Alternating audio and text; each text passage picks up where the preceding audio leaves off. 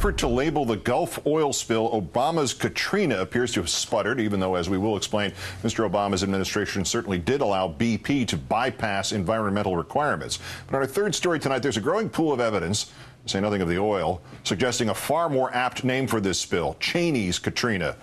First President Obama's part, it was his Interior Department under Secretary Ken Salazar, reports the Washington Post today, that last year exempted BP from doing a detailed analysis of the potential environmental impact of drilling at the Deepwater Horizon site. The analysis would have required BP to identify measures for reducing its environmental impact. As recently as April 9th, BP was lobbying to expand its exemptions.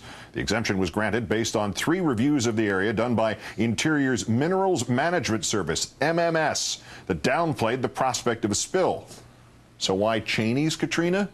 His former company, Halliburton, led by his former protege, CEO David Lassar, did the cementing to seal the Deepwater well, a process families of the dead now claim led to the fatal blowout. Halliburton confirming it finished cementing only 20 hours before the damn thing blew. Just like Halliburton had just finished cementing this Australian well when it blew on August 21st of last year, causing what is now called the Montara spill. A government inquiry still underway there, but zeroing in on the cementing process. 3 years after the American MMS found that 18 out of 39 offshore blowouts since 1996 have been caused by bad cementing, a 20-year Halliburton cementer who admitted screwing up in the Montara spill testified this March about his Halliburton training. Quote, "Have you been taught in training or otherwise become aware that problems with cementing are the #1 cause of blowouts?" His answer, "No, I wasn't aware of that." Almost immediately after taking office, Vice President Cheney began meeting with more than 100 oil executives, compiling a wish list of things they wanted. One thing the industry did not want was mandatory acoustic switches, which can shut wells remotely when blowout preventers fail. The administration knew preventers fail because the MMS found hundreds of incidents in which they did, but it reversed a Clinton-era decision to require the, quote, essential acoustic backups, calling them too costly, and those faulty blowout preventers a fail-safe. And the MMS report downplaying the odds of a deepwater spill. It was done back in 2007, signed off on by then-Director Randall Luthi, a Wyoming Republican who goes back almost 30 years with Dick Cheney to 1982 when he was an intern for Dick Cheney. Let's turn now to Karen Suckling, the executive director of the nonprofit environmental group, the Center for Biological Diversity. Great, thanks for your time tonight, sir.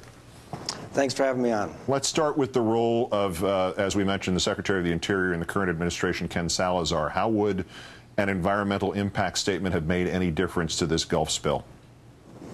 Well, if the Department of Interior had done a full environmental impact statement as it's required to do by law, the first thing it would have done is just thrown out BP's drilling plan and sent it back to the drawing board. I mean, the plan is surreal. It is so lacking in details regarding safety and impacts on the environment. Secondly, the Department of Interior would have had to develop an environmentally preferred alternative. And lastly, it quite likely would have ended this whole process by choosing the no-action alternative, which is required in every EIS, meaning it would have just said, we're not going to allow BP to drill, it's not safe enough, the agency hasn't developed a rational plan. Doesn't the buck stop with the president, to use the oldest of the cliches? I mean, anything that the Secretary of the Interior brings to the table, that is the president's choice, is it not? Well, partially, yeah. I mean, I do think that Obama's first mistake was in picking Ken Salazar for Secretary of Interior. I mean, Salazar has a deep, deep connection to the offshore oil drilling industry.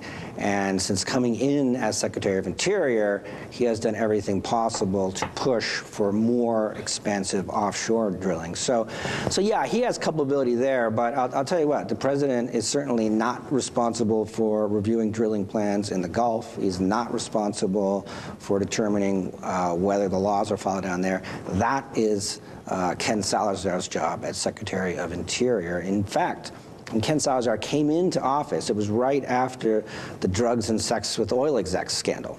And he said his first pledge was, this is a corrupt agency, the Mineral Management Service. I'm going to reform it. And he pledged that on day one, and he didn't do it. In fact, he made things much worse in terms of environmental compliance. So I think the buck very much stops with Ken Salazar.